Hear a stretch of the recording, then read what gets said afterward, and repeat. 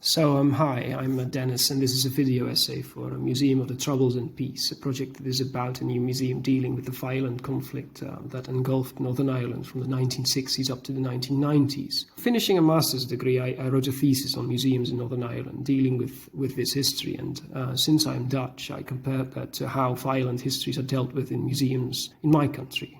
One Dutch museum that could serve as an inspiration for a set project is the Freedom Museum in Groesbeek, a town in the east of our country. That's the main question here. How does it inspire a museum of the Troubles and Peace? But what is the Freedom Museum? The Freedom Museum mainly portrays Dutch Second World War history and memory, but the theming is actually much broader than that. It explores, 1, a longer time frame, way longer than the war, say from the start of the 20th century onward. 2, an international take. 3, an individualistic perspective. But it is an individualism that respects the vast majority of ordinary people. This is where visitor participation plays a significant role. And 4, then there's the temporary exhibition room, which currently actually has a quite interesting take that might be rather inspirational for a Troubles museum. These 4 points serve as the guideline for this video. The Freedom Museum's main exhibition revolves around a chronological timeline, starting somewhere around the First World War and explaining the subsequent rise of fascism, etc. I like this. It explains the 1940-1945 Nazi occupation of the Netherlands in a broad context. However, I do have my reservations when long views are transposed onto the context of Northern Ireland. People all too easily chuck in the Williamite Wars and the 1798 rebellion and all that when discussing Irish or Ulster history and identity. I personally think modern Ulster and Irish ethnic conflicts have their origins in the late 19th and early 20th centuries. Pretending they are older fosters the unhelpful view that armed conflict will forever be an undeniable truth. Instead, change, transition and causality should be emphasised and discussed, whether such developments were for better or worse. Irish nationalism and Ulster nationalism tend to have a very static view of time and identity, especially the more extreme branches. In a similar vein as the long time frame, the narratives portrayed in the Freedom Museum refer to an international context. This is interesting, as it invites you to reassess and enhance your ideas of what conflict is. So let's do that for a bit. One thing I find characteristic of the Troubles is how it is a gaslighting kind of conflict. Sure, 5 years of occupation and war claimed a staggering 200,000 lives in the Netherlands, on a population of 9 million. Some 4,000 lives were lost during the 3 decades of the Troubles in Northern Ireland, then home to around 1.5 million.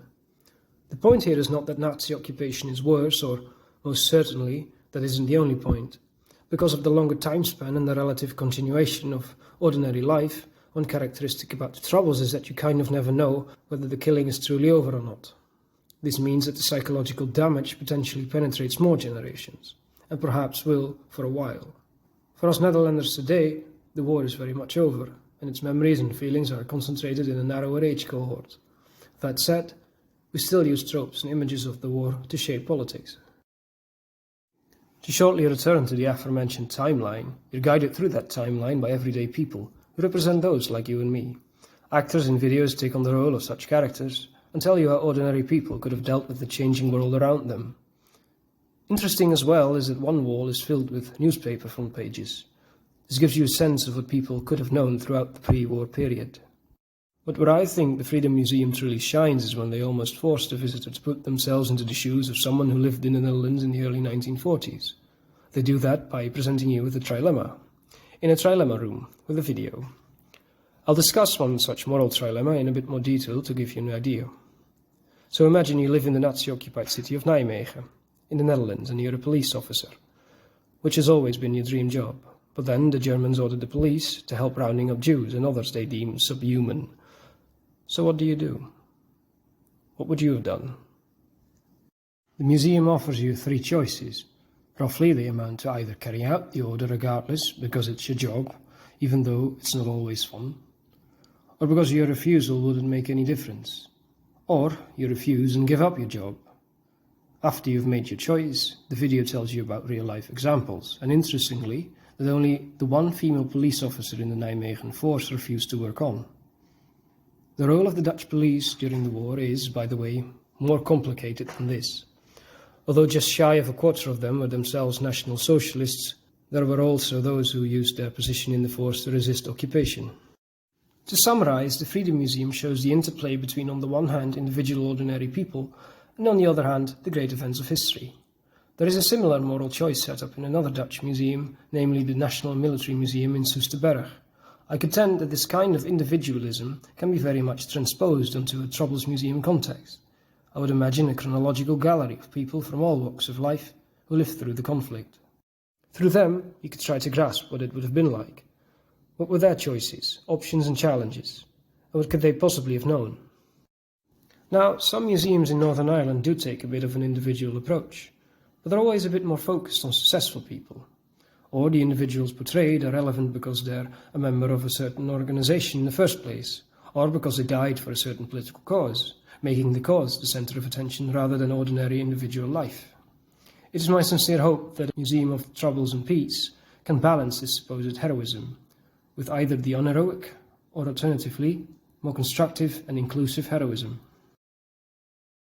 This brings me to the last element, the temporary exhibition. It is called the Black Triangle, after a marking worn by certain concentration camp prisoners. With this symbol, the Nazis marked out a person as asocial. This could mean one was a beggar, a drunkard, lazy, or a criminal, or perhaps you had a job the Nazis didn't agree with, like being a sex worker. The Nazis feared such people would undermine their race by having children, possibly with Aryans. But the exhibition isn't just about the Third Reich. Throughout Western civilization, such eugenetic tendencies and practices were exercised. At the end of the exhibition, visitors pass through a little dark location. In it, all kinds of slur words for others can be seen in Dutch, German and English.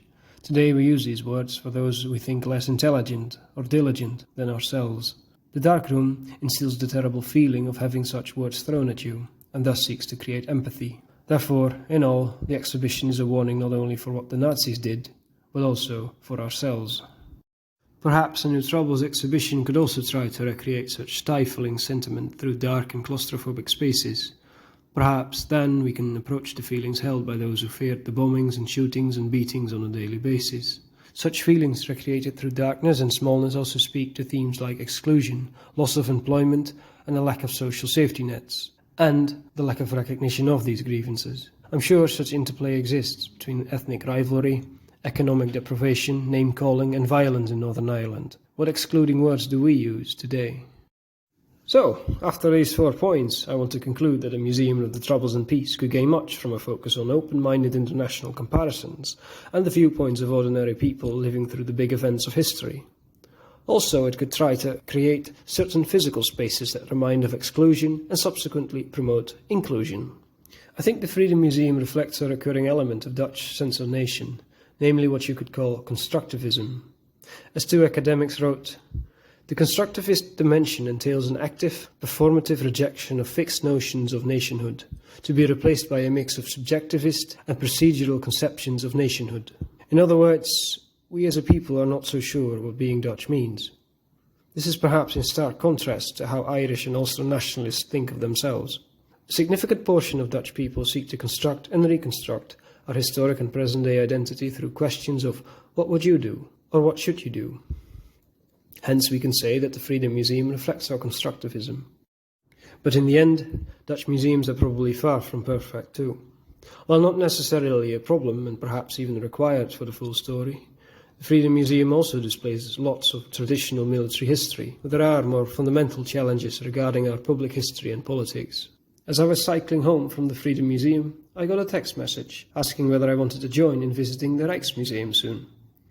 They have a new exhibition on Indonesian independence. Even though that happened 7 decades ago, the imperialist and decolonization period are still very contentious subjects. How indeed should we deal with this legacy? One critic declared the Rijksmuseum exhibition a hyper-conscious redistribution of sympathy. He explains you can't redistribute sympathy with impunity, and the exhibition does not succeed in maintaining balance either. The room named Information War merely shows propaganda made by the Indonesian side, not the Dutch side. But I'm going to see for myself sometime this month. Well, thanks for watching. I hope you enjoyed. Sources are in the description and do let me know what you think.